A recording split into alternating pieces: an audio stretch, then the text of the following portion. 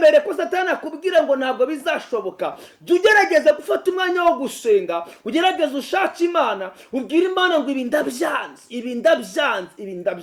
Ariko nje kukubwira ngo were kwiheba, kuko aho ngaho ubona birangiriye ni Imana igiye gukorera. Yesu Kristo mu buzima bwawe ndagira ngo ubwire urishima, kubera ko umunezero ntabwo uzanwa n'ibintu uturanye nabyo, nta nubwo uzanwa n'ibintu ufite mu rugo rwawe, nta nubwo uzanwa n'ibintu utunze. Umunezero wawe uzanwa na Kristo Yesu.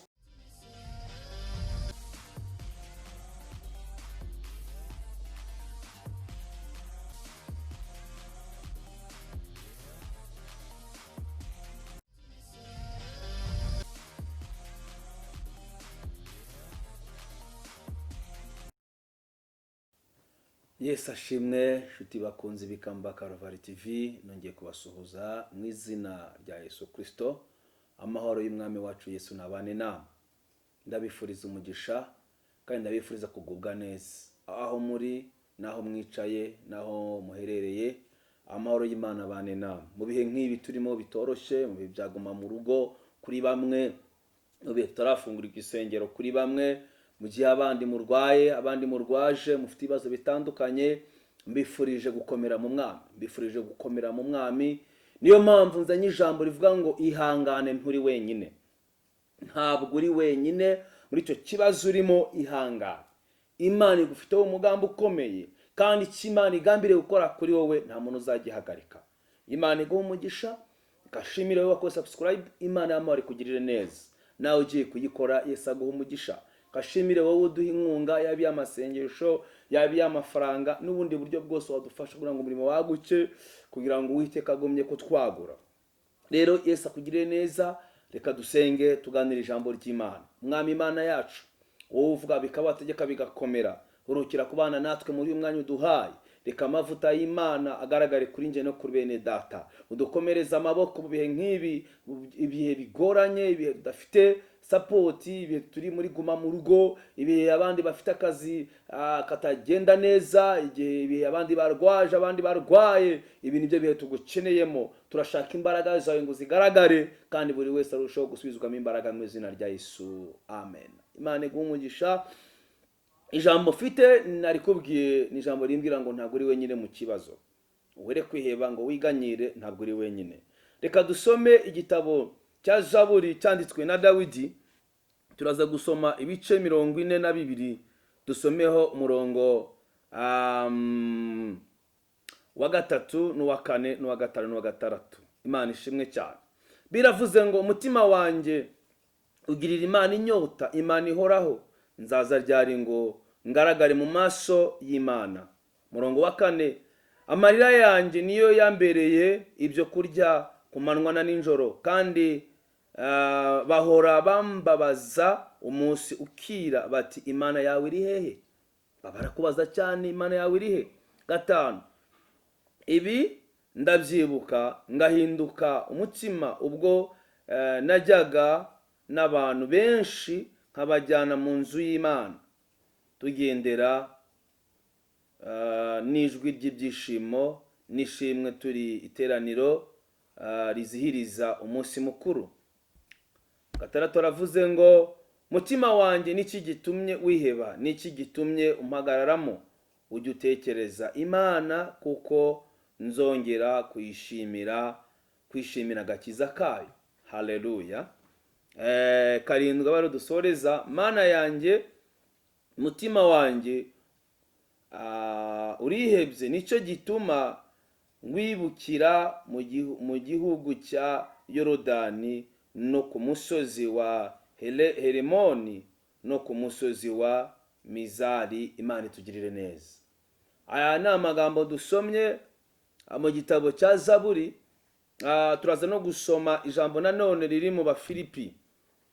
Abafilipi ibice byaho 4,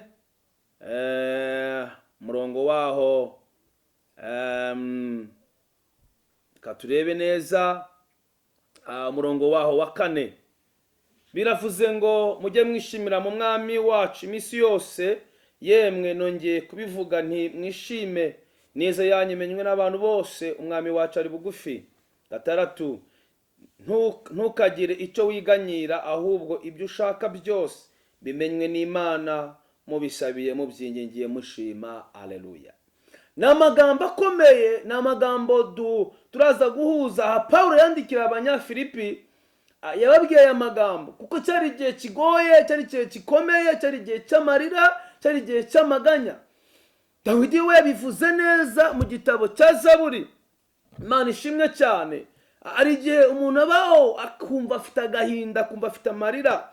Ahangaha 42 murongo wa 6 cyane Zaburi niyo hatubwiye ngo mutima wanjye niki gitumye wiheba, niki gitumye umpagararamo, ujye utekereza Imana kuko nzongera gushimira. Hari igihe umuntu abamo ukangwa n'abantu, ntihagire umuntu n'umwe ubona wakugirira icyizere, ariko Imana ibigufitiye icyizere. Niyo mpamvu Umwuka Wera ngezeho arambwira ngo ningubwire ngo were kwiheba, ntabwo uri wenyine muri icyo kibazo. Were kwiheba, ntabwo uri wenyine muri urwo rugo rwawe. Nubwo akazi kahagaze, nubwo ibibazo ari byinshi, nubwo indwara ibaye nyinshi, nubwo ibigaragazo bibaye byinshi, ariko nje kubwira ngo ntabwo uri wenyine. Ndakurahira ukuri kwishobora byose, ntabwo uri wenyine muri icyo kibazo. Imana ishimwe cyane. Ntabwo uri wenyine muri icyo kibazo, kubera ko Imana ifite umugambi ku buzima bwawe, kandi icyo Imana igambira gukora kuri wowe nta muntu uzagihagarika. Ntabwo uri wenyine mwene data, ntabwo uri wenyine uko byagenda kose. Imana yawe, Imana yanjye, Imana yakurinze ikakwambutsa, yagukuye ahantu hakomeye, uyu munsi ntabwo yagutererana. Yesu ashimwe cyane. Iyi Zaburi Bibiliya yambwiye wenda uhereye ku murongo wa 2 ngo nk'uko imbarakazi yahagizwa no kwifuza imigezi, niko umutima wanjye wahagizwa no kwifuza Imana. Mu bihe ngibi, mu bihe bigoye, umutima wawe, umutima wanjye ugomba kuhagizwa no gushaka Imana. Nta wundi muntu wagira icyo akora ku buzima bwawe, nta wundi muntu wagufasha, nta wundi muntu wakurwanirira, nta wundi muntu wakwiyereka uretse Imana yonyine. Umuntu yakubwira ngo azagufasha, umuntu yakubwira ngo azaguhembura, ariko aje bikarangira ataguhembuye. Ariko ndakubwira ngo umutima wanjye n'umutima wawe mu bihe nk'ibi ngibi bigomba kugira inyota yo gushaka Imana. Ese muri imisoro murashaka Imana? Gushaka Imana kwawe biraza gutuma Imana ikora ibikomeye. Gushaka Imana kwawe biraza gutuma ibyari bigoranye bitongera kugorana. Gushaka Imana kwawe biraza gutuma amarira ahinduka umunezero. Gushaka Imana kwawe biraza guhindura amateka y'ubuzima bwawe. Umugabo ni mwiza kumufite, umugore ni mwiza kumufite, abana ni beza kubafite, ibyo byose ni byiza, amafaranga y'ibyo byose ni byiza. Ariko ikirenze ibyo byose ni uko ugomba gushaka Imana. Imana rero tuyishaka ryari? Igihe cyose dufashe umwanya wo kwihererana nayo, tuyibwira ibyacu byose.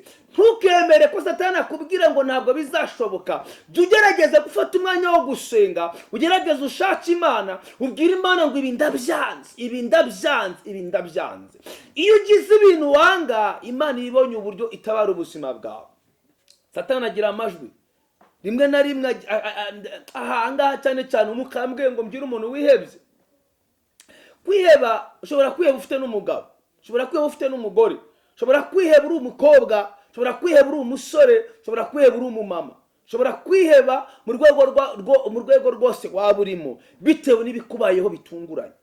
Ushobora guhomba, ushobora gutakaza umugabo, ushobora gutakaza umugore, ushobora gutakaza akazi bigatuma wiheba kandi ukajya kure, ushobora kubyara abana bakanywa urumogi bigatuma wiheba, ushobora kubaho mu buzima bwawe wumva nta munezero ufite, byose bikagutera kwiheba. Erega burya akangubwire kwiheba ni ikintu Satani ashyira mu muntu kuko amaze kurira ko nta byiringiro bigihari. Ariko nje kukubwira ngo were kwiheba kuko aho ngaho ubona birangiriye ni Imana igiye gukorera. Ngo umutima wanjye ugirira Imana inyota. Iyo umutima w'umuntu ugirira Imana inyota, yakira ubutsinzi bwo gutsinda abadayimoni. Iyo umutima w'umuntu ugirira Imana inyota, kwiheba kurashira. Iyo umutima w'umuntu ugirira Imana inyota, yakira irindi jwi rimubwira ngo komera. Igituma nje kukubwira amagambo nuko nzi ko nyuma y'ijwi rikubwira ngo nta gisubizo gihari. Imana irambwira ngo were kwiheba, were kwiganyira, were kumva ko birangiye, haracyari amahirwe ava muri Kristo Yesu. Imana ishimwe cyane, Imana itugirire neza, Imana ikube hafi, kandi Imana igumye kukurwanirira. Ngo amarira yanjye niyo yambereye ibyo kurya. Hari igihe umuntu arira, akarira ari mu cyumba, akarira ari mu kazi, ubuzima bwe bukaba ari amarira, mu buzima bwe, mu busore bwe, mu mama. Uzi ko hari igihe umuntu aba hari umukobwa akaba ari umumama atarishima n'umunsi n'umwe, ariko iyo ufite Yesu Kristo mu buzima bwawe, ndagira ngo ubwire urishima, kubera ko umunezero ntabwo uzanwa n'ibintu uturanye nabyo, nta nubwo uzanwa n'ibintu ufite mu rugo rwawe, nta nubwo uzanwa n'ibintu utunze. Umunezero wawe uzanwa na Kristo Yesu, kwizera Yesu. Kuko naho ibyo ufite byagenda, usigara wizeye, usigara unezerewe. Ntabwo twizera, ntabwo tunezerwa bitewe n'aho tugeze, bitewe n'ibyo kujya kuje mu masitoke, oya, kuko ibyo byabishira. Wapfakara, wapfusha, wahura n'ibibazo bitandukanye, bibihe bya covid, akazi kahagarara, ibintu byose, ariko ntabwo bibuza umunezero w'Imana mu buzima bwawe. Yesu ashimwe cyane. Bibiliya Dawidi yabivuze neza, aravuga ngo amarira yanjye niyo yambereye ibyo kurya ku manywa na nijoro. Ngo kandi kuboroga kwa Dawidi kwagiye kugera ku mutima w'Imana. Reka ngubwire mwene data, kuboroga biremewe, gutaka biremewe. Yesu ashimwe cyane, Imana iguha umugisha. Ariko gatandatu havuze neza ngo umutima wanjye niki gitumye wiheba, niki gitumye umpagararamo. Ujye utekereza Imana, kuko nzongera kwishimira agakiza kayo. Nubwo turi muri covid, nubwo bimeze gutyo, ariko tuzongera twishimira agakiza cy'Imana, tuzongera tunezerwe agakiza cy'Imana, tuzongera twakira amahoro, tuzongera dusirimbe, tuzongera dukoma amashyi, tuzongera dukure udupfukamunwa ku munwa, tuzongera dutere haleluya. Igihe kimwe Imana izakora ibikomeye. Uko covid yaje nako izagenda. Uko batubwiye ngo niguma mu rugo, uko batubwiye ngo akazi karahagaze, nako Imana izongera gukora ibikomeye. Bakubwiye ngo garuka ku kazi, ko covid izarangira. Aho niho Dawidi yarageze mu bibazo, aravuga ngo umutima wanjye uzongera unezerwe. Mana, ndabizi nawe uzongera unezerwe, uzongera ugira amashako nk'ayambere, uzongera wishime, kubera ko Imana itanga umunezero. Mana yanjye ishimwe cyane, Mana yanjye, umutima wanjye urihebye, nicyo gituma ngwibuka. Reka ngubwire, iyo tugeze ahantu bigoranye, birakwiye ko twibuka Imana. Reka ngubwire, kwibuka Imana uri mu kigeragezo ntabwo ari icyaha, niho wonyine tubonera ubutabazi. Yesu ashimwe cyane. Ubuzima bwanjye, ubuzima bwawe, nta wundi muntu wabusapotinga, nta wundi muntu wabutera inkunga uretse Yesu wenyine. Reka mbwire umuntu uri mu kibazo kimeze gutya, uri ahantu ha wenyine, ufite ibibazo bitandukanye, nta muntu ugufasha, uri kumwe n'abana, uri kumwe n'umugabo, n'akazi wari wizeye kahagaze, ibibazo bibaye byinshi, ariko ndaje kukubwira ngo ntabwo uri wenyine. Imana iri kumwe nawe, Uwiteka ari kumwe nawe. Nubwo kubyara byanze, nubwo gutera imbere byanze, nubwo kampani yahombye, ariko ntabwo uri wenyine. Mu izina rya Yesu Kristo uri kumwe n'Imana. Imana yawe iri kumwe nawe, Imana iragukunda, Imana igufiteho umugambi. Were kwiheba ngo wiganyire, Uwiteka azakora ibikomeye. Haleluya. Imbaraga z'Imana zibane natwe. Nubwo imigezi yakamye, nubwo amasoko yakamye, nubwo akazi kahagaze, nubwo udafite umuntu wahamagara, nubwo udafite umuntu wabwira ngo agufashe, ariko Yesu Kristo aguteza amatwi. Ndagira ngo ngubwire, wongera ubwire Imana ibikugoye, wongera ubwire Imana ikibazo cyawe. Uwiteka araza gukora ibikomeye ku buzima bwanjye no ku buzima bwawe mu izina rya Yesu. Amen. Tabizi ntabwo byoroshye, ariko aho bikomereye ni Imana ikorera, aho bikomereye niho Yesu atabarira. Ntabwo Imana iza gutabara bitewe ko wenda hari ikishingiye, oya, icyo Imana ishingireje kugutabara nuko wayihamagaye.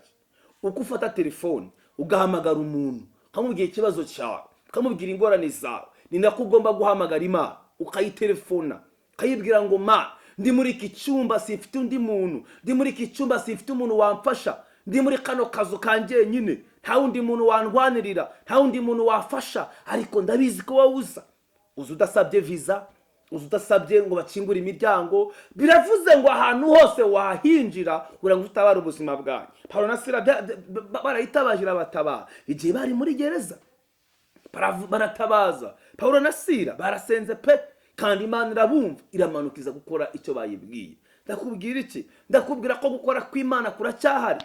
Rero wikangwa n'ibyo, ndagira ngo wumve neza icyo Imana ishaka ko wakora. Nurangiza ugikore, urebe icyo Imana ikora mwene data. Yesu ashimwe cyane, kubera ko Imana ikeneye guhagararana nawe muri icyo kibazo. Iri jambo ndongera ndigarukeho cyane. Yesu ashimwe cyane. Mujye mwishimira mu mwami wacu iminsi yose. Nongeye kubivuga, ni mwishime. Umva icyo Imana iri kugusaba. Nuguhora wishimira muri Kristo Yesu, ukishima abana baburaye, ukishima minerivare itaraboneka, ukishima byo kurya byabuze, kuko Yesu ikimunezeza nuko umutima wawe utiheba, nuko umutima wawe udatakaza ibyiringiro. Imana ikugirire neza cyane. Ngo ineza yanyu imenywe n'abantu bose, umwami wacu ari bugufi. Umvira ijambo rero, ndagira ngo urifate nk'ubuhanuzi bwawe. Imana ishimwe cyane. Ntukiganyire, reka ngubwire, ntukiganyire ibyo wiganyira. Nta na kimwe wowe wakwiyungura, nta na kimwe. Ahubwo fata umwanya wo gusenga. Muririmbye aririmbye neza ngo imirimo y'abera izibukwa. Kuririmba buriya kuramya Imana no gusenga bizana Imana vuba vuba. Haleluya. Ntimukiganyire ibyo mwiganyira, ahubwo cyangwa ntimukagire icyo mwiganyira, ahubwo ibyo mushaka byose bimenywe n'Imana, mubisabiye mubyingingiye.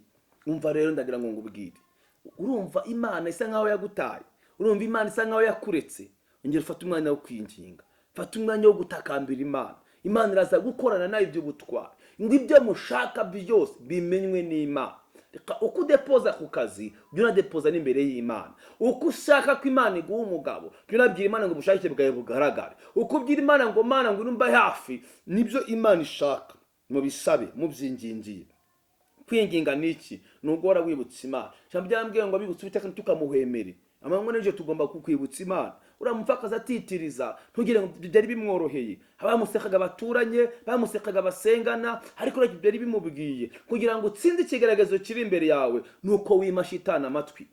Ikangubwire, Satani akunda kudutera mu matwi mu bitekerezo. Abantu benshi birirwa basenga, bubaka ibintu mu mwuka, ariko bajya kuryama bakabisenya. Akiratanga kiganyira, ubuse ubukode buzarangira gute, ubuse nzabona umugabo bigenze gute. Kandi kumanwa yari yizi ko azabona umugabo, yumva gashushe ari mu mwuka, haleluya, zabaye nyinshi, yumva yuzuye imbaraga z'Imana, ariko yageze mu buriri. Satani aramusura, akamubwira ngo wowe umwenende, wowe kwandi uzabaho gute. Noneho agafite byose yubatse mu mwuka, agahita abisenya. Twubaka mu buryo bw'umwuka, no gusenya kwacu senya mu buryo bw'umwuka. Rero ntukamare kubaka ibintu ngo nyuma yaho uhindukire uze kubisenya. Oya, komeza usenge, wubake bya bindi wubatse, kandi habeho naho wabona ibintu bisa nkaho bigeze final. Komeza uhagarire ku Imana yavuze. Ntabwo Imana ari umuntu ngo ibeshye. Ikangubwira, iyo tuza kuba wenda Imana yumva amabwire, ntabwo bikubwira ati rwose ihangane baguteranyije nayo, ariko ntabwo Imana baguteranya nayo. Umuntu yaguteranya n'undi, na fiance wawe, yanaguteranya n'umugabo wawe, yewe hari n'uwaza akaguhanura kugira ngo urugo si urwawe, kugira ngo arusenye, ariko ntabwo Imana isenya, Imana irubaka. Ndashimira Yesu Kristo ko yaje kuduhereza ubuzima. Yesu ashimwe cyane. Kandi umugambi w'Imana ku buzima bwawe ntabwo uzahagarara. Humura, ntabwo uri wenyine muri icyo kibazo. Humura, Imana igufiteho umugambi. Humura, intambara urimo, ibyo urwana nabyo uko bingana kose, Uwiteka azaguha kubitsinda. Yesu ashimwe cyane. Umva rero ijambo ku murongo wa 8. Isemene haleluya. Ngo ibisigaye bene data by'ukuri byose, ibyo kubahwa byose, ibyo gukiranuka byose, ubiboneye byose, n'ibyo urukundo byose, n'ibishimwa byose, nibiba hariho ingeso nziza, kandi hakabaho ishimwe, abari byo mwibwira. Ahangaha arimo aratubwira, Pawulo yandikira Abafilipi murongo wa 8, ibyo tugomba kwibwira. Ntabwo tugomba kwibwira ko birangiye, no. Oya, ibisigaye byose twibwira amahoro, urukundo, ishyaka, umuhati, no guhora twishimira mu Mwana. Reka ngubwire rero, Imana y'amahoro ikugirire neza. Amen. kandi ubwiza bw'Imana buracari kumwe nawe. Ntabwo Imana izagutererana. Yesu ashimwe cyane. Ntukagire icyo wiganyira mu byo ukora byose, mu bibaho byose. Ntukagire ikintu wiganyira. Imana ntabwo ishaka ko wiganyira. Ntabwo ishaka ko Imana, ntabwo ibikeneye na gato na gato na gato na gato. Oya, Imana ikeneye kubaho wizera. Yesu ashimwe cyane. Rero ntukagire icyo wiganyira, ahubwo ibyo ukenye byose ubyereke Imana, niyivuga bikaba, niyitegeka bigakomera. Ntukagire ikintu wiganyira wumva ko uri imfubyi, ntufite umuntu ugufasha, ntufite umuntu ukwitaho. Bwira Yesu. Bwira Yesu ibyo byose bikugoye. Data araza gukora ibikomeye mu izina rya Yesu. Amen. Zaburi nkuko twayisomye 42 umurongo wa 6, cyane cyane kuri umurongo wa 6 niho nakunze gutinda cyane. Mutima wanje niki gitumye wiheba? Hari igihe umuntu yiheba kumva ko birangiye. Niki gitumye umutima uguhagararamo? Ujye utekereza Imana kuko nzongera kwishima. Haleluya. Reka ngubwire, gerageza wishimira agakiza kayo. Ishimira agakiza Imana yaguhaye. Haleluya. Birashoboka ko kwiheba bibaho, ubitewe n'ubuzima, ubitewe n'ibyo uri gucamo, ubitewe n'uko umugabo yagutaye, ubitewe n'uko umugore yagutaye, ubitewe n'uko akazi kahagaze. Ariko ngera ugaruke uvuge ngo iyamaye bya bindi izongera gukora n'ibindi. Iyo akoze ibya mbere izakora n'ibya kabiri. Yesu ashimwe cyane. Nibitume wiheba rero. Igihe uri gutekereza neza ibyo Imana yakoze mu buzima bwawe, bituma wongera kunesha abadayimoni. Amen. Ntabwo uri wenyine rero. Imana iri kumwe nawe, Imana iri hafi yawe, Imana iri bugufi bwawe, yiteguye kukumva, yiteguye gukora igitangaza, yiteguye kukurwanirira. Imana yiteguye kurangiza intambara zawe. Mutima wanjye himbaza Uwiteka, mwabindimo byose muhimbaza Imana. Umutima wawe ni utuze, ntiwongere guhangayika, ntiwongere kumva ko birangiye. Ijambo ryarambwiye ngo hahirwa uwiringira Uwiteka, Uwiteka akamubera ibyiringiro. Umva, nabi igiti cyatemwa cyagura kigashibuka. Iyo aremye ubuzima bwawe, yemeye kubaho, ntupfe muri torokome, ntupfe ushaka, ntupfe uvuka, urwo rugendo rwawe rwose Imana ikabana nawe, ntabwo uyu munsi yaguterera. Nje ngubwira ngo humura, nturi wenyine. We kwiheba, nturi wenyine. Ubuzima bwawe buri mu biganza by'Imana, kandi Imana icyo yigambiriye gukora izagikora mu izina rya Yesu. Nijo narifite ijambo rikubwira ngo humura, nturi wenyine. Imana iragukunda, Imana igufite umugambi. Hari igihe umuntu abaho ashingiye aho yavukiye, hari igihe umuntu abaho ashingiye uko yakuze, hari igihe umuntu abaho akareba se aho navukiye naho ateye imbere, none dore aho ngeze biranze, ndashatse urugo biranze, abana banjye dore umugabo arantaye, umugore arantaye, famiye yanjye irandetse, Mana bizagenda bite? Akeba akiganyira, akuva ko ubuzima burangiriye aho, noneho akibona mu kazitiro, akibona urupfu gusa, akabona ubukene, akabona amarira. Oya, oya, oya. Wibona amarira, wibona ibibazo, wibona gupfa, wongera ubwire Yesu ngo muri ibi nabyo ngwino tubane. Hari umugore umwe yari umupfakazi, yari afite abana 6, ahura n'ikibazo cy'inzara. Noneho umunsi umwe aragenda arajya gusenga, avuye gusenga araza afata idodo, uko yavuye gusenga aza ashaka idodo mu muhanda n'udukwi. Noneho ageze mu rugo ateka twa tudodo, arangije ashyira ku iparato, abana zonyine zo bari bafite ko zari yabonye mu nzira. None arangije ashyira ku meza, abwira abana ngo muze murye. Ariko abwira ngo noneho muretse duhamagare Yesu aze dusangiye zino dodo. Noneho niyumva ziryoshye nawe akaziryaho, ubwo ejo azaduhindurira. Niyumva ziryoshye ejo tuzazikomeza. Ngo bahamagara Yesu. Yesu ngo ujya kuri zidodo. Noneho bumva muri bo ko Yesu yaje.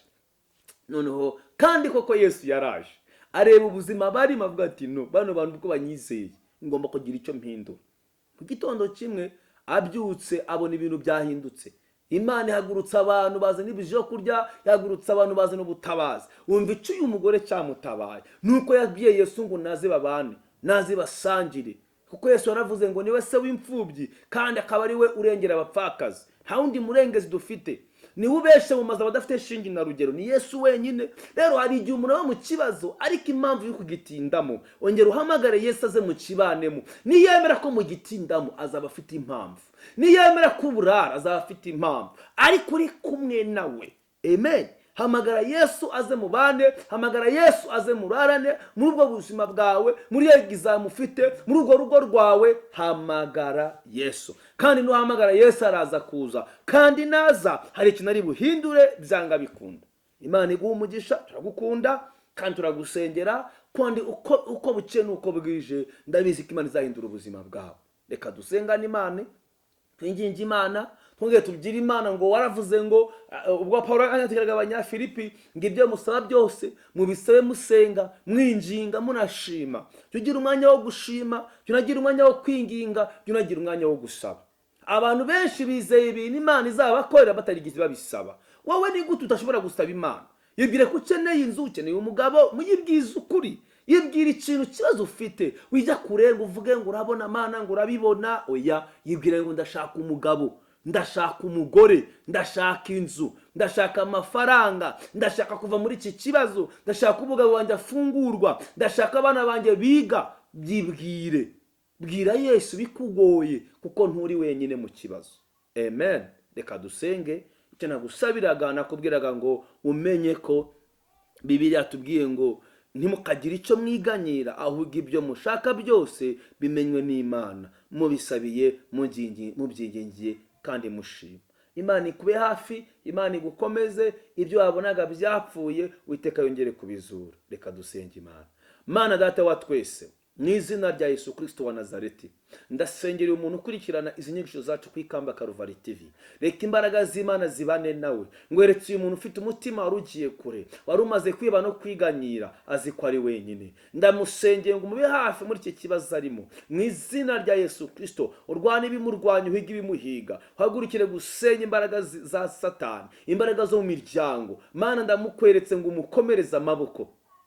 Urugendo twangiye rw'agakiza arukomeremo. Mana yera, wowe utajya ubura kubigenza, wavuze ngo ibyo dukenye byose twere kwiganyira, ahubwo tubisabe, tubisengeye, tubyingingiye. Kandi dushima, ndagushima ko uyu muntu musubije, ndagushima ko twese hamwe dushubije. Urakoze kuduha imbaraga n'amavuta, urakoze kutugiriye neza. Ngaho dutugirire neza, utwambike imbaraga, kandi amahoro utanga abe ku buzima bwacu. Reka umugisha wawe n'iterambere ribe kuri uyu muntu udukurikiranye. Umukure mu kibazo, umukure mu bukode, umukure mu ngorane, umufashe muri iguma mu rugo, umufashe muri kuko ari gukora igihe kimwe kinini ntakore, umufashe muri urugo rwe, kandi akagahinda n'umubabaro. Mana reka bikurwe n'ijambo ryawe. Mwongera imbaraga zo kukwizera, kandi amenye ko atari wenyine mu kibazo arimo, ahubwo uri kumwe nawe. Ngushimiye kumbwiye kuri kumwe nawe, mu izina rya Kristo Yesu. Amen. Ndabakunda, mbasabiye umugisha. Niba utakora subscribe wayikora, ugakora share, ugasharinga izi nyigisho, kandi comment yawe turayikeneye. Uwiteka aguha umugisha, kandi Imana ikurebe neza kurusha uko abantu bakureba, mu izina rya Kristo Yesu. Amen.